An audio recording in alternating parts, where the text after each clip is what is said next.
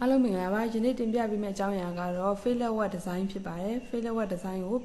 BS code တို့ Euro code တို့မှာပါတဲ့အတိုင်းတင်ပြပေးသွားမှာဖြစ်ပါတယ်ဒါသင်္ကေတလေးတွေကိုပထမဦးဆုံးပြောပြပါမယ်WH ဆိုတာဒီကနေပြီးတော့ W ဆိုတာ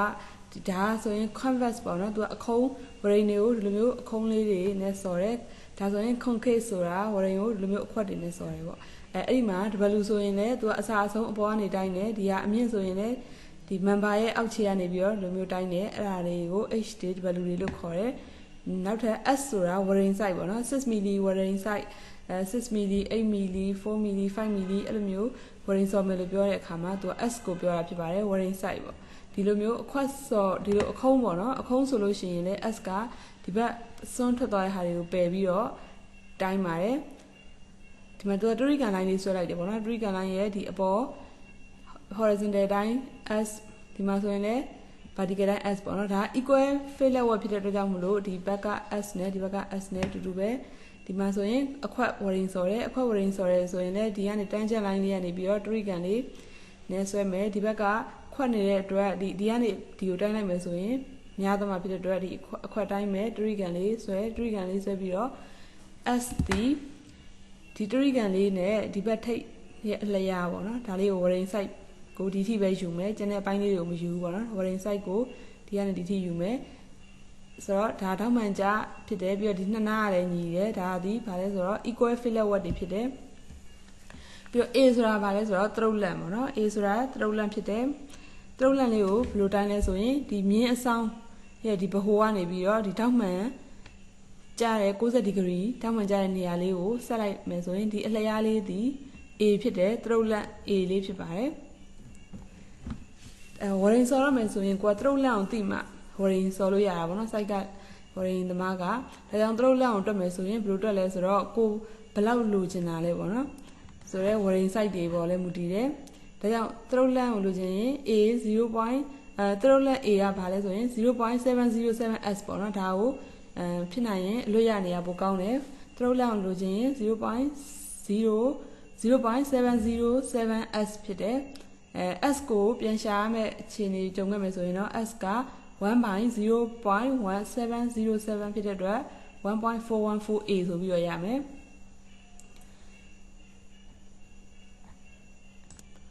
ပြီးရင် main member တွေကိုဝရိန်ဆက်တဲ့အခါမှာများသောအားဖြင့်အပြင်မှာသုံးတဲ့ structure member တွေကပေါ့နော်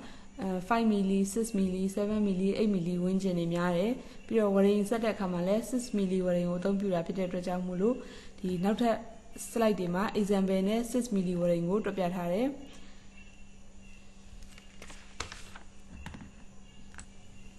နောက်ပြီးတော့ခုနပြောတဲ့ဒီဟာဆိုရင်ဝရိန်ကအခုံးစော်တာဒါဆိုရင်ဝရိန်ကအခွက်ပေါ့နော်ဒါဆိုရင်ကြတော့ဒါဆိုရင်သင်္ကန်းတောင်ကျိုးစော်တဲ့ဟာပေါ့ဒါဆိုလို့ရှိရင်လေ A ရှာမယ်ဆိုရင်သူကတရိကန်သူ့မှာပုံဒီလိုမျိုးတွေ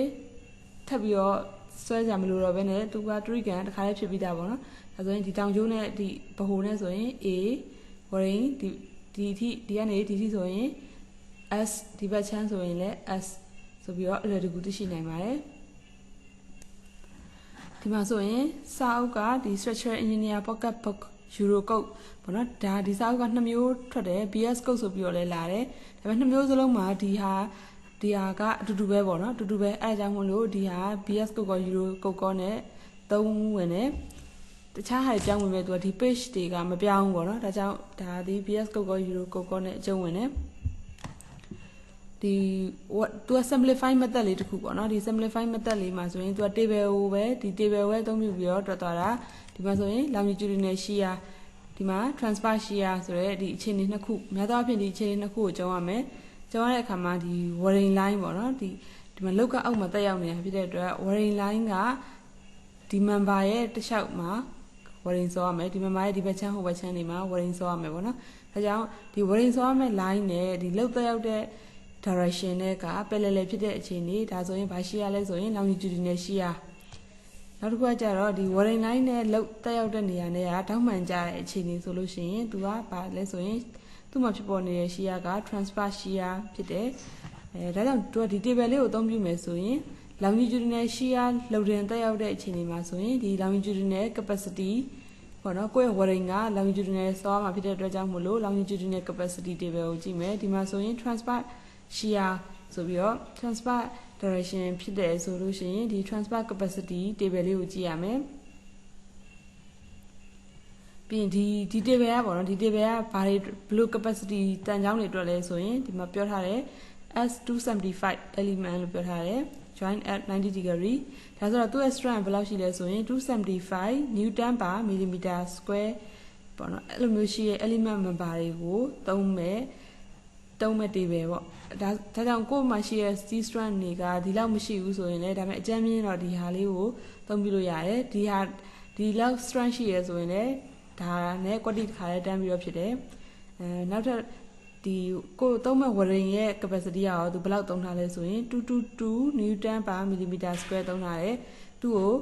KSI ပြောင်းမယ်ဆိုရင် KSI နဲ့ကိုကပုံမြင်နေဆိုရင် KSI ပြောင်းကြည့်မယ်ဆိုရင်သူက32 KSI လောက်ရှိရဲ့ welding ကိုအသုံးပြုမယ်ဆိုရင်ဒီ table လေးကိုအသုံးပြုကြမယ်ဒါကြောင့်ဒီ table ကနေပြီးတော့ကိုတွက်မဲ့ welding design တွက်မယ်ဆိုရင်ဒီ table လေးကိုကြည့်ပြီးတော့ command နိုင်တယ်ပြီးတော့ဒီမှာပါလဲဆိုတော့ lag ပေါ့နော် S လေးတွေပေးထားတယ် S တန်ဖိုးကိုပေးထားတယ် S တန်ဖိုးကကိုက4 milli welding ဆော်မှာလား6 milli လား8 milli လား12 milli လားဆိုတာတွေကိုမူတည်ပြီးတော့ကြည့်မယ်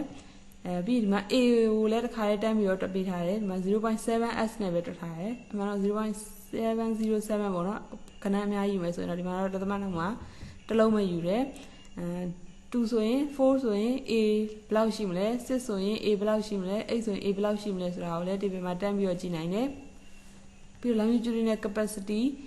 ကို kilonewton per millimeter နဲ့ပေးထားတယ်ဒါကြောင့်1 millimeter welding ပေါ့နော်ဒီ4 milli အလျားဆော်လိုက်တိုင်းမှာဘယ်လောက် kilonewton longitudinal capacity ဘယ်လောက်ခံနိုင်လဲဆိုရင် 0.62 kilonewton ကိုခံနိုင်တယ်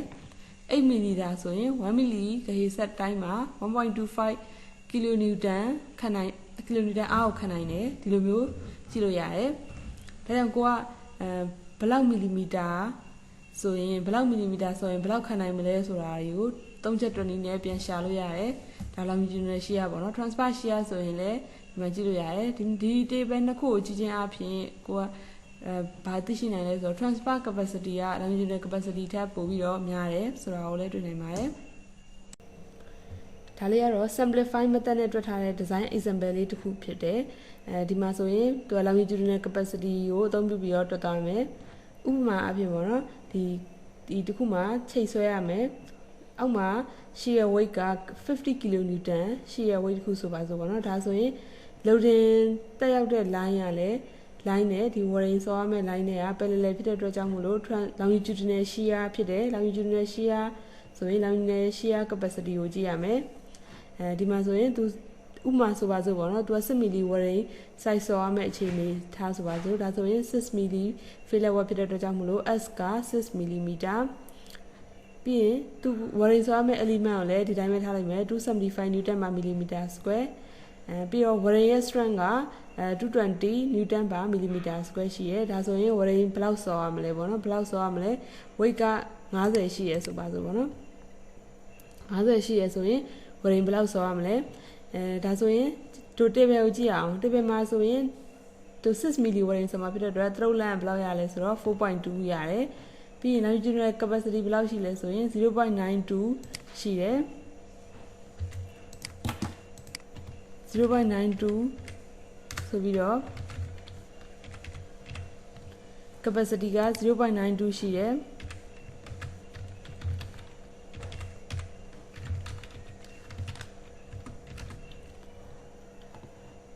ပြီးတော့ weight ကတော့50 kilonewton လို့ထားလိုက်မယ်ဆိုလို့ရှိရင်ဒီ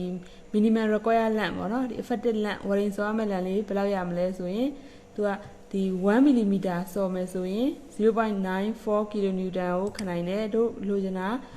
50 kilonewton ခံနိုင်မှုဆိုရင် welding ဘယ်လောက်ဆော်ရမလဲဆိုတာကိုပြန်လိုချင်တာဖြစ်တဲ့အတွက်ပေါ်က1နဲ့50နဲ့ကိုမြောက်ပြီးတော့ 0.94 နဲ့စားလိုက်မယ်ဆိုရင်ဒီ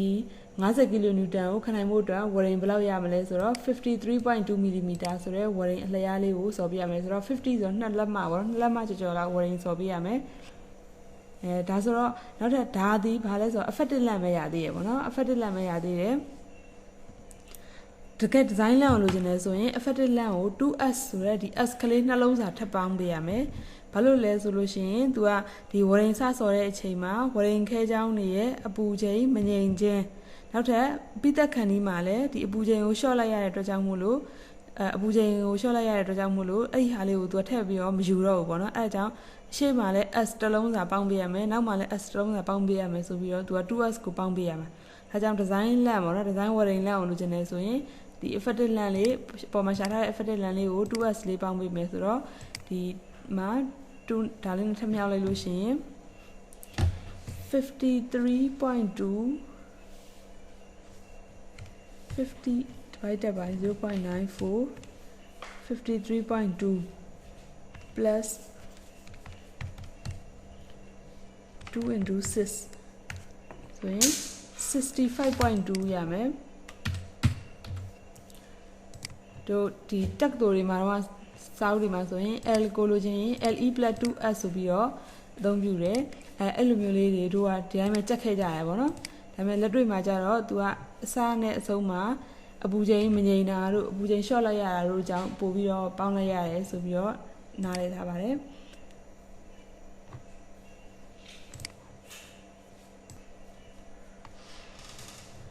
ဒီဝရင်တစ်ခုကိုစော်ပြီးဆိုရင်ပေါ့နော်ဒီ spot ဝရင်လေးဆိုတော့တွေ့ရုံလေးတွေတွေ့ခဲ့တဲ့ဝရင်မျိုးလေးတွေပေါ့အဲ့လိုမျိုးလေးတွေဆိုရင်တကယ် structure တိတိကျကျလုပ်တဲ့ site တွေမှာဆိုရင်ခွင့်မပြုဘူးပေါ့နော်ခွင့်မပြုဘူးminimum length ဒီ fillet weld တစ်ခုရဲ့ minimum length ဒီဘယ်လောက်ရှိရမလဲဆိုတော့40ရှိရမယ်တဲ့ဒီပုံလေးဆိုရင်ဒါနမူနာပြထားတဲ့ပုံလေးပေါ့နော်သူကဒီတကယ်တော့ဒါကိုမူလာတော့က bolt connection တွေကိုသုံးထားတယ်ဒီမှာဆိုရင်ဖို့ဟိုးတွေကျဲနေတာရှိတယ်ပြီးရင်အပေါက်တွေလွဲနေတာရှိတယ်ဒါကြောင့်ဒီ member ကို effective မဖြစ်တော့ဘူးပေါ့နော်ဒီ bolt တွေရဲ့အားကိုမသုံးတော့ဘဲနဲ့ဒီ bolt တွေနဲ့ capacity ညီမျှတဲ့ bolt တွေနဲ့လည်း capacity ညီမျှတယ်ပြီးတော့ဒီကိုတွက်လိုက်တဲ့လုပ်တွေပေါ့နော်ဒီမှာ lateral လုပ်တွေဘယ်လောက်လာမလဲဒီထဲမှာလုပ်တွေဘယ်လောက်လာမလဲဆိုပြီးတွက်ချလိုက်တယ်တွက်ပြီးတော့ရတဲ့အဖြေနဲ့ဒီ wording လေးတွေကို design လုပ်ပြီးတော့ထည့်ထားတာဖြစ်တယ်ဒါပေမဲ့ကိုတွက်လိုက်တဲ့ design ကအဖြေကတွက်လာတဲ့မီလီမီတာဒီ10မီလီမီတာပဲလို့လဲဆိုရင်10မီလီမီတာပဲ wording ဆော်လို့မရဘူး minimum 40ဆော်မှာဖြစ်တဲ့အတွက်ကြောင့်မို့လို့40ထည့်ပေးရမယ်နောက်တစ်ခုကကြတော့ဟိုကိုက wording ကိုဒီလိုမျိုး one line ပဲလို့တာရှိရင်လည်းရှိမယ်ဒီလိုတစ်ခုလည်းလို့တာလည်းရှိမယ်ဒါပေမဲ့ဒီလိုမျိုး member တွေbrazen တွေဒါမှမဟုတ်ရင် H pin တွေပဲဖြစ်ဖြစ်ပေါ့နော်ဒါမျိုးဆိုရင်သူတို့ရဲ့ central line ပေါ့အကယ်၍ဒါက C channel ဖြစ်ခဲ့မယ်ဆိုရင်သူ့ရဲ့ baho line central line က baho မှာဖြစ်မယ်နောက်ထပ် H pin တွေ I pin တွေဆိုရင်လည်း baho မှာဖြစ်မယ်အဲ့ဒီ baho ကနေလောက်ကလာမှာဖြစ်တဲ့အတွက်ကိုကတစ်ဖက်ထဲကဆော်ထားမယ်ဆိုရင်ဒီကြားထဲမှာဖြစ်သွားမလဲ eccentricity ဝင်သွားမှာဖြစ်တဲ့အတွက်ကြောင့်မို့လို့နှစ်ဖက်လုံးကို wording ဆော်ပေးရမယ်ဒါဆိုရင်တော့သူက C channel လေးတွေပေါ့နော်sorry C channel မဟုတ်ဘူး angle လေးတွေဆိုရင်လည်းသူ့ရဲ့ HCYC ဆိုတဲ့ central line ကဒီလိုနေရာမျိုးမှာရှိတယ်baho တက်တယ်လည်းမဟုတ်ဘူးပေါ့နော် baho ရဲ့ရှေ့နာဥမာဒီနှစ်ခုဆိုရင်လည်းဒီလိုနေရာမျိုးလောက်မှာရှိမယ်ပေါ့နော်အဲ့ဒီလိုနေရာကနေပြီးတော့လောက်ကလာမှာဖြစ်တဲ့အတွက်ကြောင့်ကိုကbolt connection ဆိုရင်တော့ bolt ကိုအဲ့လိုမျိုးနေရာတွေမှာဒါ HCYC line နဲ့တန်းနဲ့ bolt ကိုဖောက်ပြီးတော့ loading တွေကို load transfer ကြအောင်ပေါ့နော် central ကြအောင်လုပ်ရမယ်ဒါကြောင့်ဒီ wording တွေဆိုလဲအဲ့လိုမျိုးသူက baho ကလောက်ကဒီလိုနေရာမှာလာမယ်ဆိုလို့ရှိရင်ကို wording ကိုတစ်ဖက်ထဲဆော်ထားမယ်ဆိုရင် eccentricity ဖြစ်မှာဆိုလို့ဒါဆိုရင်နှစ်ဖက်လုံးမှာဆော်ထားရမယ်wording ကိုဒါဒီတခါလေကြာရင်တော့ကိုတွက်လိုက်တဲ့ design ဒီနဲကောင်းနဲလိမ့်မယ်ပေါ့နော်မီလီမီတာထွက်လာတာနဲလိမ့်မယ်ဒါပေမဲ့40 minimum ဖြစ်အောင်ဆော်ရတာမျိုးရှိရယ်ပြီးတော့လုံနဲ့ eccentric ကိုယ့်ရဲ့ wording line နဲ့လုံလာမဲ့လမ်းကြောင်းနဲ့ eccentric ဖြစ်မှာဆိုလို့လည်းနှစ်ဖက် wording ဆော်ရတဲ့အခါမျိုးတွေလည်းရှိပါတယ်အားလုံးကျေးဇူးတင်ပါတယ်